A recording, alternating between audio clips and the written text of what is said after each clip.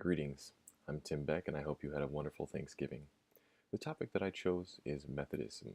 I chose this topic because my grandfather was a Methodist minister for many years, and though I wasn't raised in the Methodist church, I wanted to understand a little bit more about the history of Methodism.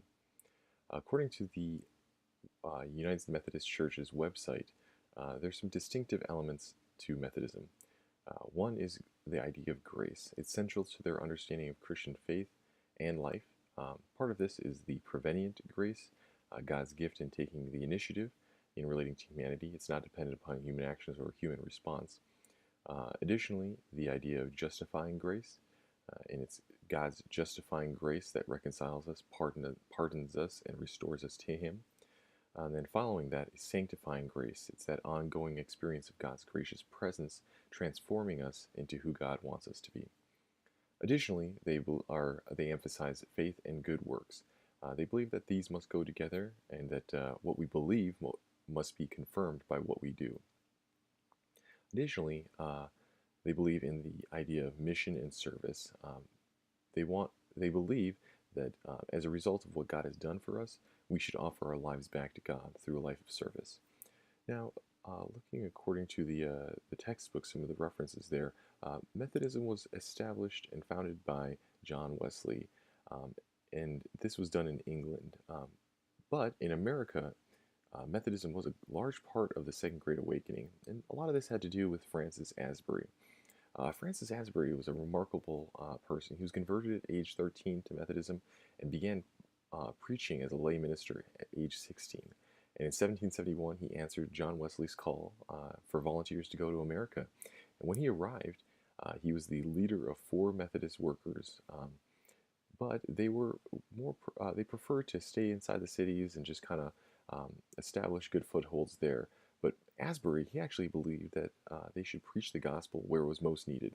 He said, "Go into every kitchen and shop, address all aged and young on the salvation of their souls."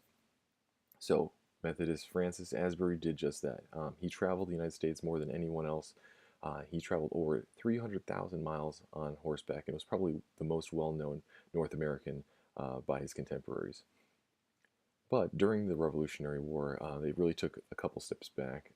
The Methodists were hurt by their connection to England, and by 1775, he was the only Methodist missionary still left in America. And he actually had to flee from Maryland to Delaware because he would not sign a loyalty oath to Maryland's new government. Now, after the war, though, he established an organization called the Organization of American Methodists. And this was in December of 1784, and this really connected the more established churches in the eastern cities, with the mission work being done in the frontier. Some of the things that they taught were God's free grace, humanity's liberty to accept or reject that grace, and Christians' need to strive for perfection, an end to willful sin after conversion. A year later, in 1785, in a sermon preached by Francis Asbury, he said, "We cannot be ignorant that the chief part of the clergy and members of the Church of England, so called, do either tacitly or explicitly deny the doctrine of justification by faith, the knowledge of salvation by the remission of sins, and the witness of the Spirit of God.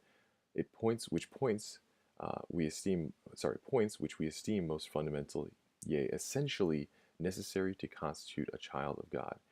So you can really see some of the points that Francis Asbury was trying to say were different from the Church of England. Now, his results were remarkable. In 1771, he only had 4 ministers ministering to about 300 lay people. By 1816, when he died, there were over 2,000 ministers and over 200,000 Methodists.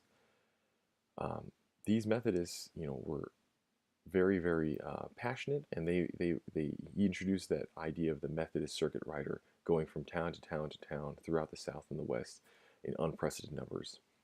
You can see some of the effects of this on looking at the numbers. In 1776, Methodists made up only 2.5% of the population, while by 1840, Methodists were the largest denomination of Christians in the New World.